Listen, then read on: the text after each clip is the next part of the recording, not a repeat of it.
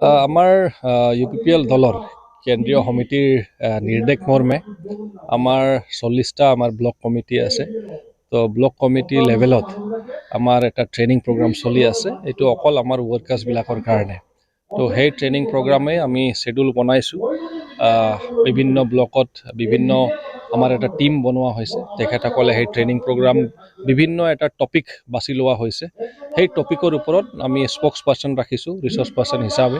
তো তেখেতসকলে সেই টপিকৰ ওপৰত ক'ব আৰু আমাৰ কৰ্মীবিলাকক তেখেতসকলে ট্ৰেইনিং দিব, যাতে আমি পাৰ্টি হিচাপে এটা ভালকৈ যাতে কাম কৰিব পাৰোঁ, যাতে আমাৰ পাৰ্টিটো আকৌ যাতে মজবুত হয়। তো সেই ট্ৰেইনিং প্ৰগ্ৰামে এতিয়া চলি আছে। নাই, এতিয়া বিভিন্ন বিষয় আছে।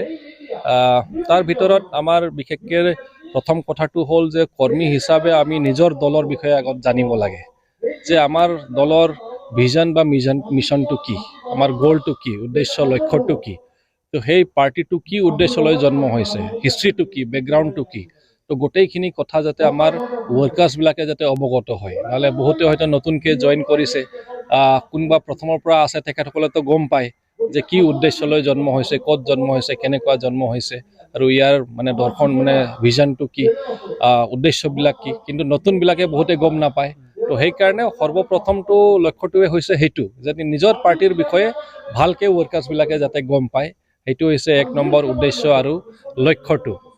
বাকীটো এতিয়া কথাটো হ'ল যে আমি পাৰ্টিটো as a organisation, as a party আমি কি ধৰণে ডেভেলপ কৰিব পাৰিম, পাৰ্টিটোক কি ধৰণে মেনেজ কৰিব লাগে পাৰ্টিটোক, তো সেইবিলাক কথা অকণমান আমি আলোচনা কৰিছোঁ। তো party development and party management, তো এইবিলাক কথালৈও আমি আলোচনা কৰি আছোঁ।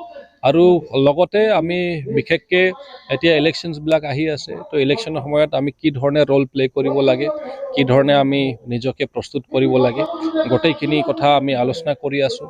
লগতে আমাৰ মিডিয়া বন্ধুবিলাকৰ লগত বা মিডিয়াটোক আমি কি ধৰণে আমি তেখেতসকলৰ লগত এটা সম্পৰ্ক ৰাখিব লাগে, তো গোটেইখিনি কথা বা কিমান ইফেক্টিভ, এইটো আমাৰ কাৰণে কিমান ইউজফুল, এইবিলাক কথা আমি আলোচনা কৰি আছোঁ, যাতে পাৰ্টি হিচাপত মানে আমাৰ সকলো ৱৰ্কাৰ্ছবিলাকে বেছিক যিখিনি জানিব লগা কথা সেইখিনি যাতে তেখেতসকলে গম পায় আৰু নিজকে এটা প্ৰফেশ্যনেল লেভেলত লাহেকৈ যাতে লৈ যাব পাৰোঁ। এইটো জাষ্ট আৰম্ভণি। আমাৰতো ক'বলৈ গ'লে নতুন পাৰ্টি এতিয়াও তেনেকুৱা ধৰণৰ, আৰু এটা ক'বলৈ গ'লে এটা আঞ্চলিকো কমপ্লিটলি ক'ব নোৱাৰি, এটা সৰু দল আমাৰ।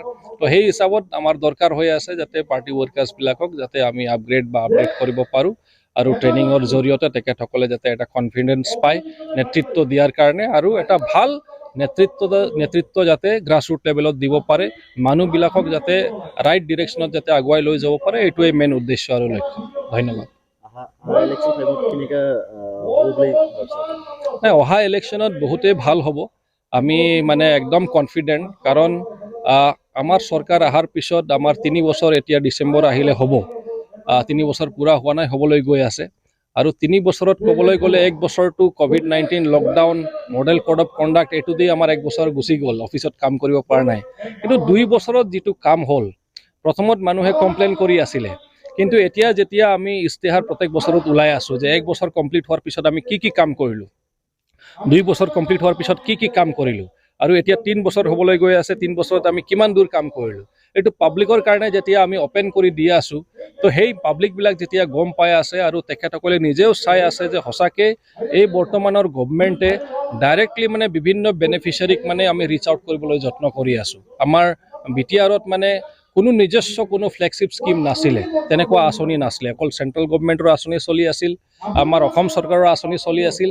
কিন্তু আমি গৌৰৱ অনুভৱ কৰোঁ যে এই 2 বছৰত যিটো আমি অফিচত কাম কৰাৰ যিটো 2 বছৰ সুযোগ পালোঁ, এই 2 বছৰত প্ৰায় 38খন আমাৰ নিজস্ব ফ্লেগশ্বিপ স্কিম আমি উলিয়াব পাৰিলোঁ।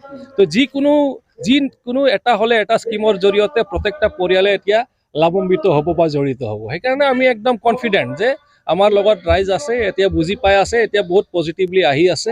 যিবিলাকে এতিয়ালৈকে তেখেতসকলৰ তাত মেছেজ যোৱা নাই, তেখেতসকলৰ হয়তো অলপ ইফাল হৈ আছে, কিন্তু মেক্সিমাম মানুহৰ তাত মেছেজ গৈছে আৰু বহুত পজিটিভ ফিডবেক আমি পাই আছোঁ। সেইকাৰণে আমি নিশ্চিত যে ইলেকশ্যনটো আমাৰ যি প্ৰাৰ্থী হ'ব তেখেতে জিকিব বুলি। ধন্যবাদ।